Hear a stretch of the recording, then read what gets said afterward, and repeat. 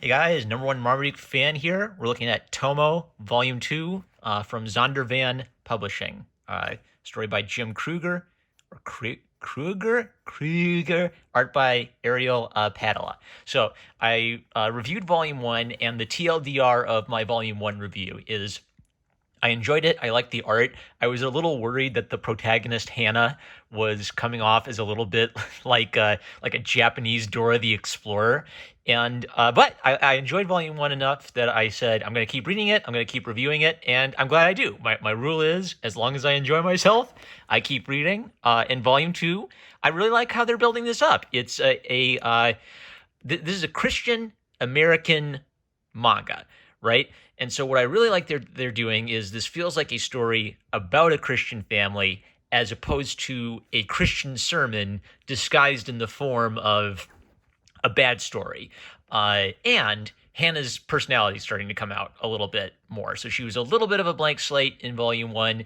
As she starts training for, to fulfill her destiny as the chosen one, she kind of has like a, I don't know, almost like a troll personality, or she knows how to be cute and get away with things, with little things. She doesn't try to do it over big things because she's very honest over like her big problems, but she does, kind of like do her little nod and wink things to see if she can get her way. So I was kind of charmed by it, and I really really like how like a lot of kids stories, there's like this down to earth, oh, the kids at school are being mean to me story, and there's like this fantastical, we have to protect the sword of the spirit, the magical sword, from the evil forces from another dimension that are invading and trying to get it. And they did a really, really good job of connecting the themes of those two stories together so they actually relate to one another. So I recommend this series. I'm going to keep reading it. So with that, I'm going to spoil it and dive in to just show you what I highlighted.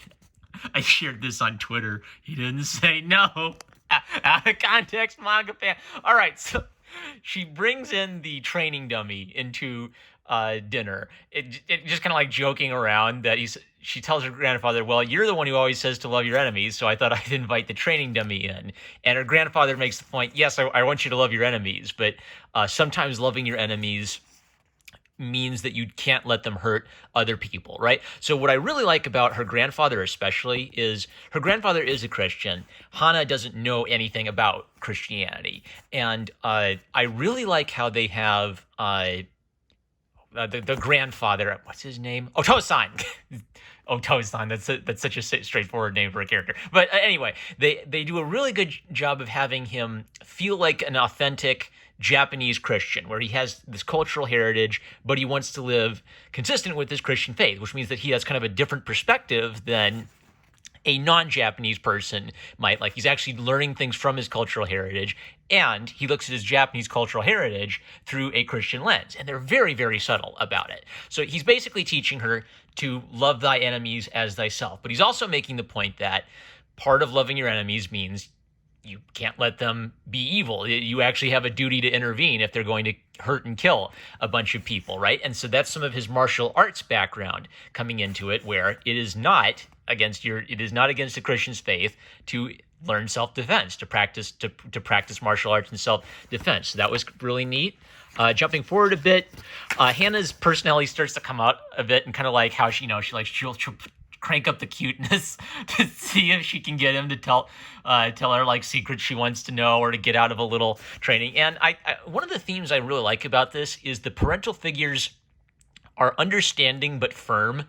They aren't totalitarians, but they also aren't like spoiling kids. Like, way too often in media, there's kind of like the idiot or ineffective dad, or the evil dad, and most of the father figures you see in this story, they're trying to actually help the kid get through the, problems they're having at school, and they don't put up with nonsense. So I think at some point she like tries to get out of training, and he basically tells her, I could have you do some really much tougher training than I could have you do now if you don't stop being a smart aleck. So I really appreciated that element of it.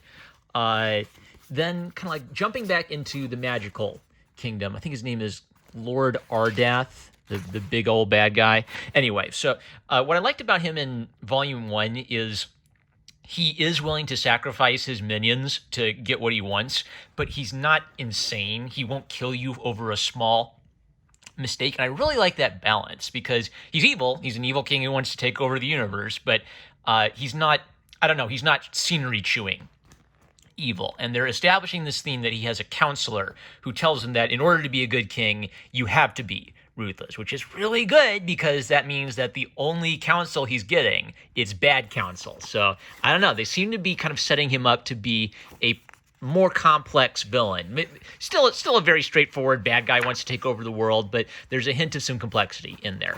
Meanwhile, at school, Hannah's having trouble with the bullies, and the bullies who just irrationally hate her get the idea that they're going to pin cheating on her. So they sneak in, they get the teacher the answer key for the test, and they put it in her backpack. And Hannah is completely innocent of this. This leads to her getting falsely accused of cheating. They can't offer any evidence for her, and her grandfather, being a supportive guy, trusts her, but she gets suspended. And hopping ahead to here, okay, this is another moment I marked where I really like how his Christian faith is being treated as a natural element of the story. It's subtle. I just appreciate the subtlety of it.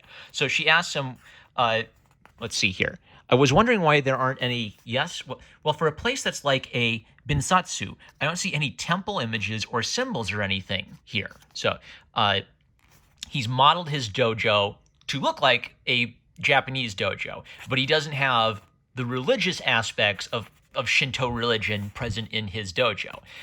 Now, it's never said explicitly, but we can infer that the reason for that is he's a Christian. Therefore, he doesn't want to, he's not doing martial arts out of a religious commitment to the Shinto religion and Shinto religious practices. He's doing martial arts out of commitment to his faith and his beliefs. So he doesn't have those religious elements in his dojo.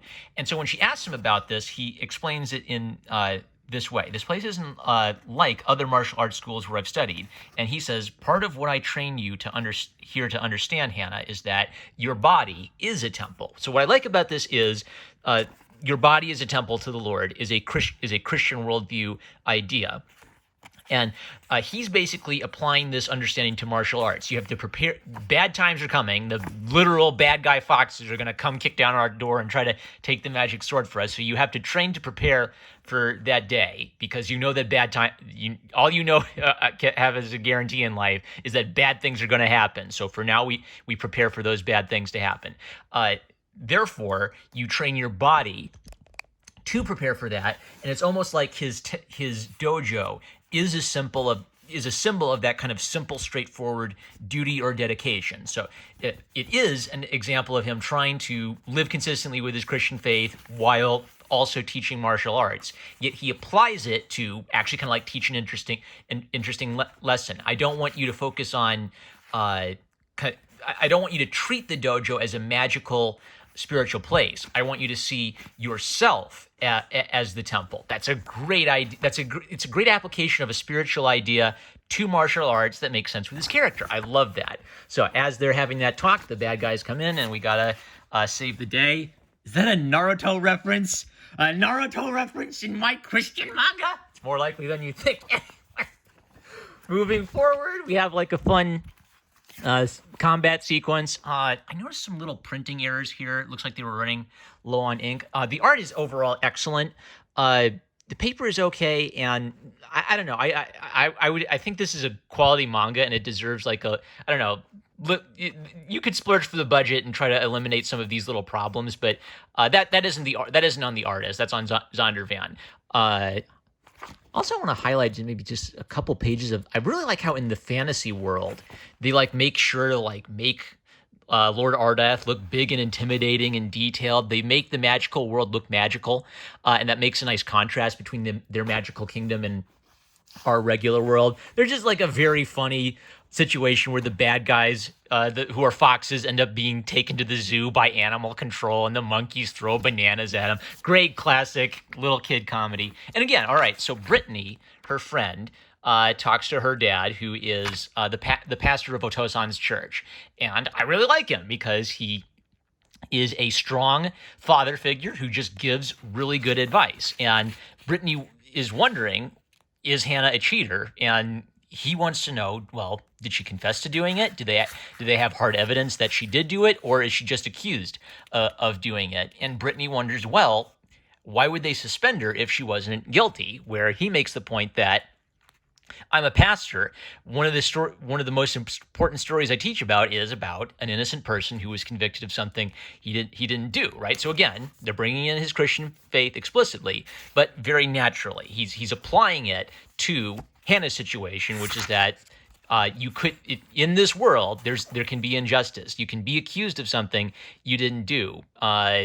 And I just like him. He talks her through these sort of tough life problems in just he's a good listener, and he just asks her like tough questions to make her think about like this little kid bully problem in a helpful way.